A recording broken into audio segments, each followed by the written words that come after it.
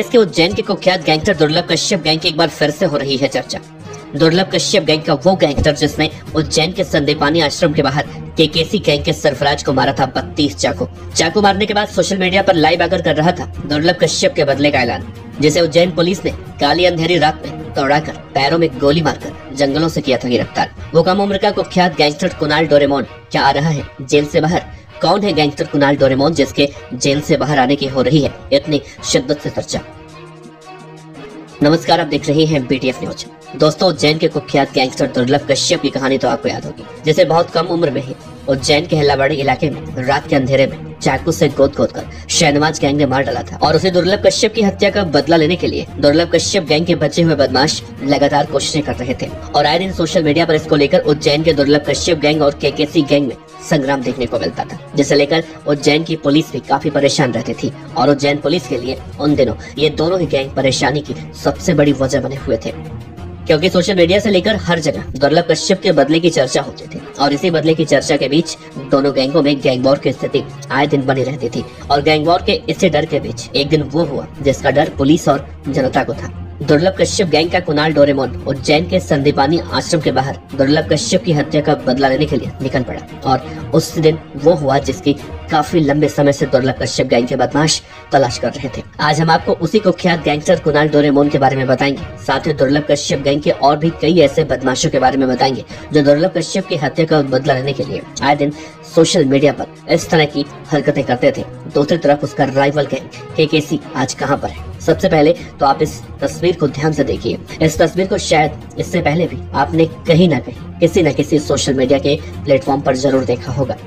इसी गैंगस्टर का नाम था दुर्लभ कश्यप, जो उज्जैन के अब्दालपुरा इलाके का रहने वाला था। कम उम्र में अपराध की दुनिया में रुखसत किया और कम उम्र में ही मारा गया। दुर्लभ कश्यप की मौत के बाद सोशल मीडिया पर एक तरह से दुर्लभ कश्यप को लेकर सेंसेशन बना हुआ था कि आखिर दुर्लभ कश्यप कौन था, किसने मारा, क्यों उसकी हत्या हुई और उसका अंतिम संस्कार कैसे हुआ, वगैरह वगैरह। जबकि ये जानते हुए कि वो एक कुख्यात गैंगस्टर था। जब दुर्लभ कश्यप की हत्या हो गई, सारे अपराधी पुलिस की गिरफ्त में आ गए। एक आरोपी चाय वाला, जिसने कहा था कि शादाब भाई उसे जिंदा मत छोड़ना, उसने जेल की दीवार से कूदकर जान दे दी। और फिर एक के बाद एक करके सभी आरोपी जेल से बाहर आ रहे थे।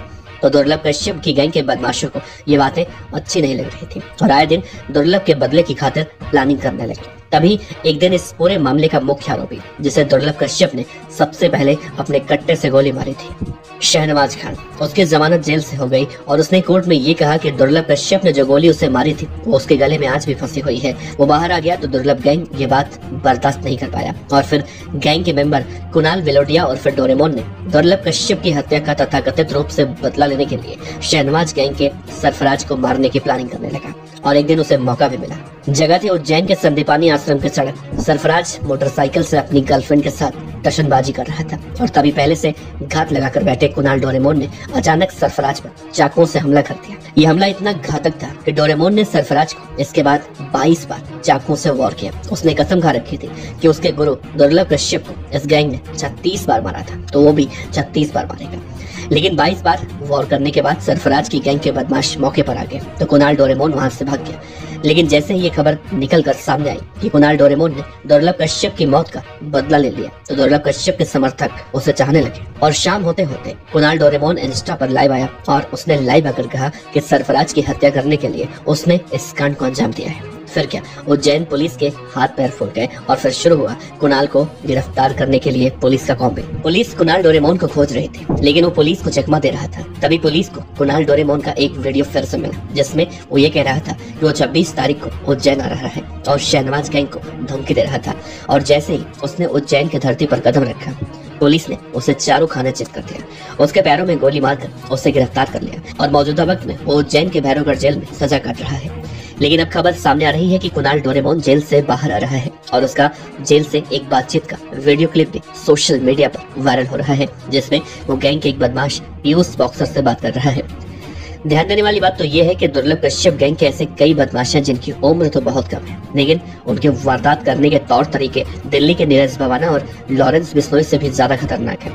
इसी गैंग का एक और बदमाश जिसका नाम है चैन सीके, जिसने अब से करीब 1 साल पहले इंदौर में एक गैंगस्टर की हत्या करके सनसनी फैला दी थी, जिसे बाद में पुलिस ने गिरफ्तार करके नंगा घुमाया था और वो भी जेल में सजा काट रहा है। लेकिन अगर कुणाल डोरेमोन जेल से जमानत पर बाहर आता है तो एक बार फिर से इन दोनों गैंगों में गैंग वॉर की आशंका जताई जा रही है, क्योंकि जब से दुर्लभ कश्यप की गैंग जेल में गई है तब से उज्जैन की गलियां शांत हैं, अपराध नहीं हो रहे हैं, शहनवाज गैंग भी ठंडी पड़ चुकी है और अगर दुर्लभ कश्यप की गैंग बाहर आती है तो एक बार फिर से बदले का गंदा खेल हो सकता है। इसकी आशंका जताई जा रही है। Team BTF news.